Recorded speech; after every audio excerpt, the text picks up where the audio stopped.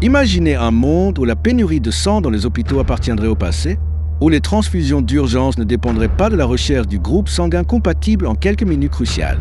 Ce scénario, qui semblait encore récemment de la science-fiction, pourrait être beaucoup plus proche que nous ne le pensons.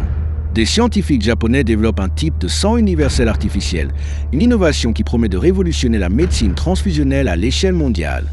Pour comprendre l'ampleur de cette avancée, nous devons d'abord nous rappeler la complexité des groupes sanguins. Notre système ABO classe le sang en 4 types principaux, A, B, AB et O. De plus, il existe le facteur RH, qui peut être positif ou négatif, donnant lieu à 8 combinaisons courantes.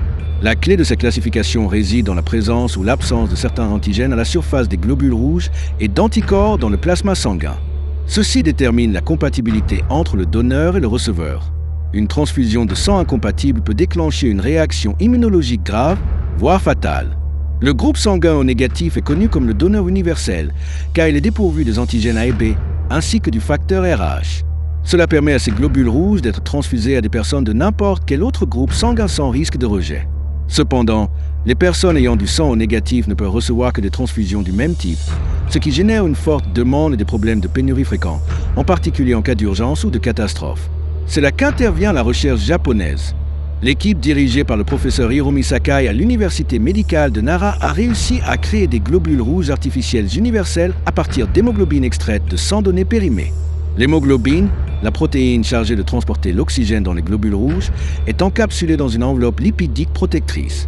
Ce processus élimine les marqueurs des groupes sanguins, rendant le sang artificiel compatible avec tous les receveurs, quel que soit leur type.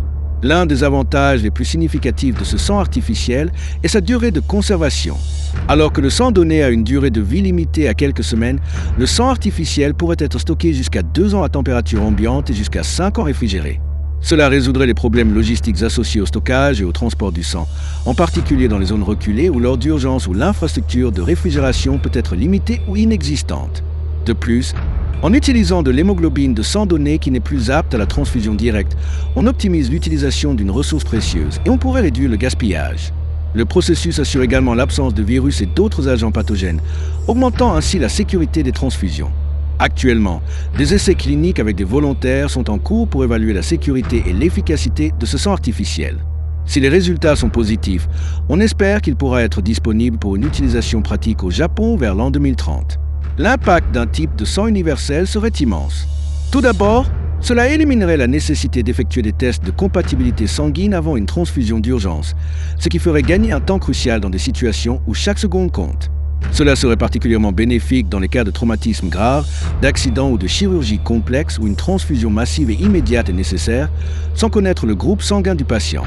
Cela faciliterait également la gestion des banques de sang, car il ne serait pas nécessaire de maintenir des réserves spécifiques de chaque type.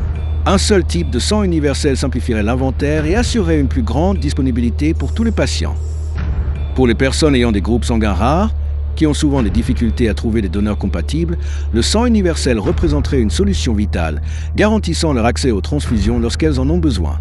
Un autre impact important se ferait sentir dans le domaine de la médecine militaire et dans les situations de catastrophe. La possibilité de disposer d'un sang qui peut être transfusé à n'importe qui, quel que soit son type, serait inestimable dans les scénarios où la logistique et la rapidité sont essentielles. Cependant, il est important de noter que cette recherche en est encore aux étapes d'essai. Bien que les résultats initiaux soient prometteurs, divers défis réglementaires et cliniques doivent être surmontés avant que le sang artificiel universel puisse devenir une réalité généralisée. Parmi ces défis, il y a la nécessité de démontrer la sécurité à long terme du sang artificiel ainsi que son efficacité dans un large éventail de conditions médicales et dans différentes populations de patients. Il est également essentiel d'évaluer la réponse du système immunitaire au sang artificiel et de s'assurer qu'il n'y a pas d'effets secondaires inattendus. Les essais cliniques en cours sont essentiels pour répondre à ces questions. Malgré ces défis, le développement d'un sang universel artificiel représente une avancée médicale capitale avec le potentiel de sauver d'innombrables vies et de transformer la pratique de la médecine transfusionnelle à l'échelle mondiale.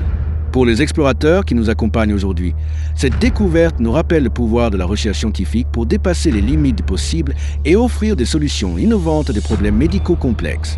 Si cette vidéo vous a paru fascinante et que vous souhaitez continuer à explorer les avancées qui transforment notre monde, nous vous invitons à rejoindre notre communauté d'explorateurs. Abonnez-vous à Explorando, activez les notifications pour ne manquer aucune de nos prochaines vidéos et laissez-nous vos commentaires sur les autres sujets que vous aimeriez que nous examinions. Votre soutien nous encourage à continuer à découvrir et à partager les connaissances qui façonnent l'avenir. Merci de faire partie de cette exploration.